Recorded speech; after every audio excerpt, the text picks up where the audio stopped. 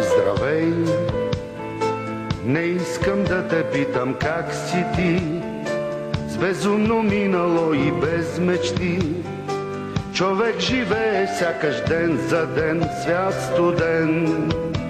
Здравей, приятел, имаш ли пари за хляб? Графата пише социално слаб.